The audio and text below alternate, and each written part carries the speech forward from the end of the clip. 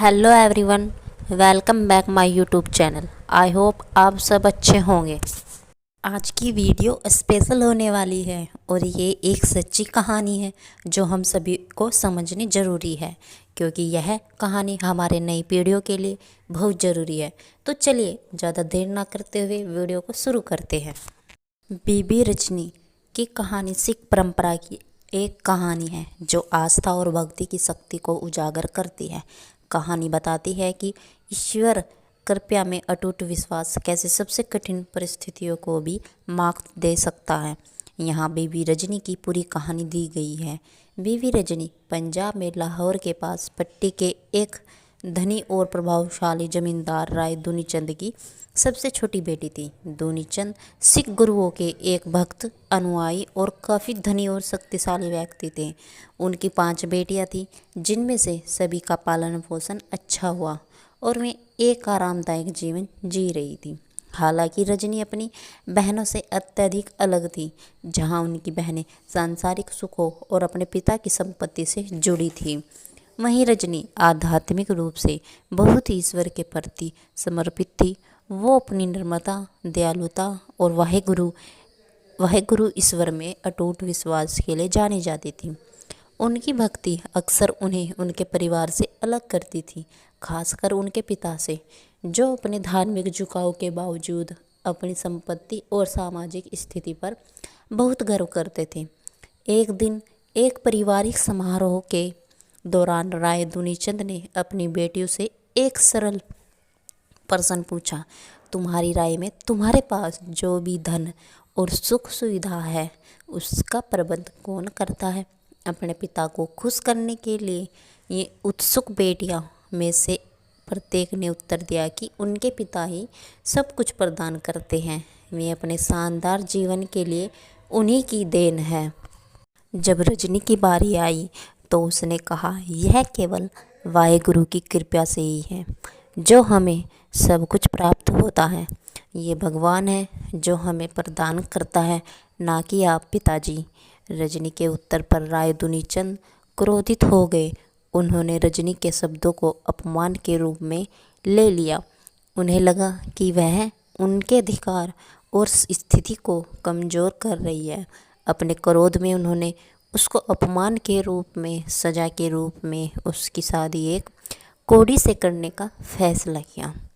वह उसे जीवन की कठोर वास्तविकता के बारे में एक सबक सिखाना चाहता था और यह बताना चाहता था कि जब कोई अपने पिता की अधिकार की अवहेलना करता है तो क्या होता है। अन्यायपूर्ण दंड के बावजूद रजनी ने अपने भाग्य को कुशलता से स्वीकार किया। उनका मानना था कि जो कुछ भी हो रहा है वह सब वाहेगुरु की कृपा से है और वह अपने लिए भगवान की योजना पर भरोसा करती रही।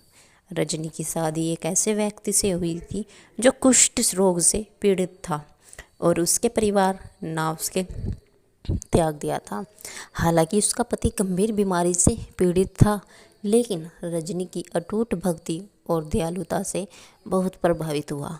उसने अपने पति का प्यार और सम्मान के साथ ख्याल रखा और कभी भी अपनी परिस्थितियों के बारे में शिकायत नहीं की। दंपत्ति में बहुत गरीबी में जीवन जिया, लेकिन रजनी का विश्वास अटूट रहा। एक दिन जब रजनी अपने पति के साथ जंगल में घूम रही थी तो वे दला नामक गांव के पास एक प्राकृतिक झरने पर पहुँचे। रजनी ने वहां कुछ देर आराम करने के लिए फैसला किया। उसने अपने पति को एक पेड़ की छांव में लिटाया और झरने से कुछ पानी लेने चली गई। उन्हें पता नहीं था कि यह झरना कोई साधारण जल स्रोत नहीं है। यह पवित्र था और इसमें चमत्कारी उपचार शक्तियाँ थी।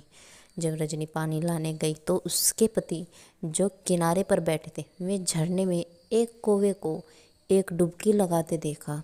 उसे आश्चर्य हुआ जब कौवा पानी से बाहर आया और एक सफ़ेद कबूतर में बदल गया। यह महसूस करते हुए कि पानी में चमत्कारी शक्तियाँ हैं, रजनी के पति ने अपनी ताकत जुटाई और अपनी किस्मत आजमाने का फैसला किया।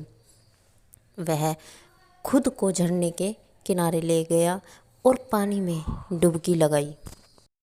जिस शरण वह बाहर आया तो उसका कुष्ठ रोग पूरी तरह से ठीक हो गया, बल्कि एक चमत्कार सुंदर रूप के साथ अपनी युवा अवस्था के साथ अपने चरम पर वापस आ गया। जब रजनी वापस लौटी तो उसने उस सुंदर युवक को जहाँ अपने बीमार पति को छोड़ा था वहाँ खड़ा देखा तो वह हैरान रह गई और पहचान ना पाई। उसे डर था किसी अजनबी ने उसके पति को नुकसान पहुंचाया है।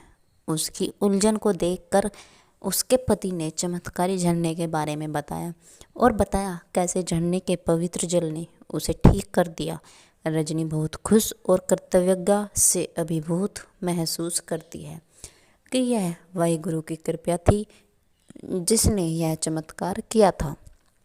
चमत्कारी उपचार की खबर तेजी से फैल गई, स्थानीय ग्रामीणों के कानों तक पहुंची और अंततः चौथी सिख गुरु रामदास जी के दरबार तक पहुंची, जो उस समय अमृतसर में रहते थे। जिस झरने पर चमत्कार हुआ वह कोई और नहीं बल्कि वह स्थान था बाद में अमृत सरोवर, पवित्र सरोवर के तालाब स्थापित किया गया। गुरु रामदास जी ने रजनी को और उसके पति को अपने दरबार में बुलाया। जब वे पहुँचे तो गुरु ने उन्हें आशीर्वाद दिया और समझाया कि यह रजनी की अटूट आस्था और भक्ति थी जिसने इस चमत्कारी को जन्म दिया। गुरु ने इस बात पर जोर दिया कि ईश्वर में आस्था और उनकी इच्छा का स्वीकार करना से प्रतिकूल परिस्थितियों में भी सबसे गहरा बदलाव आ सकता है।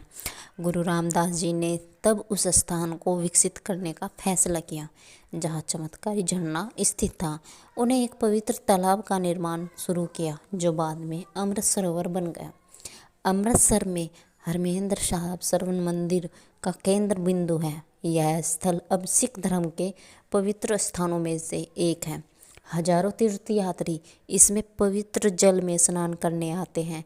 इसकी उपचार शक्तियों में विश्वास करते हैं। रजनी व उनके पति ने भक्ति का जीवन जिया। वाहिगुरु ने उनकी आस्था और भी मजबूत हो गई। रजनी की कहानी आस्था, विनम्रता और इस विश्वास की शक्ति का प्रमाण बन गई कि वाहिगुरु हमेशा अपने भक्तों का ख्याल रखते हैं, चाहे परिस्थिति कितनी कठिन क्यों ना हो। कहानी की सीख बीबी रजनी की कहानी आस्था, विनम्रता और जीवन के हर पहलू में भगवान के हाथ को देखने की महत्वता को गुणों की एक शक्तिशाली याद दिलाता है। वाहिगुरु में उसका अटूट विश्वास और उनके द्वारा सामने की गई कठिनाइयों के बावजूद उनकी कहानी सुनने वाले सभी लोगों के लिए एक प्रेरणा का काम करता है। यह सिखाता है कि सच्ची भक्ति और भगवान की इच्छा को स्वीकार करने से व्यक्ति के जीवन और दुनिया दोनों में चमत्कार उत्पन्न हो सकता है। इस चमत्कारी घटना के बाद यह स्थल और भी पवित्र हो गया। गुरु रामदास जी जो उस समय चौथे सिख गुरु थे, इस स्थान पर एक पवित्र सरोवर का निर्माण कराने का निर्णय लिया। यह वही स्थल है जहां आज हरमंदिर साहिब स्वर्ण मंदिर स्थित है। इस पवित्र सरोवर को अमृत सरोवर के नाम से जाना जाता है और इसी के आधार पर उस शहर का नाम अमृतसर पड़ा। जिस पेड़ के नीचे बीवी रजनी के पति बैठे थे वह अमृतसर बेरी के नाम से प्रसिद्ध है। कहा जाता है ये वही बेरी का पेड़ है जो आज भी हरमंदिर साहिब अमृतसर में स्थित है और इस पेड़ को भी पवित्र माना जाता है।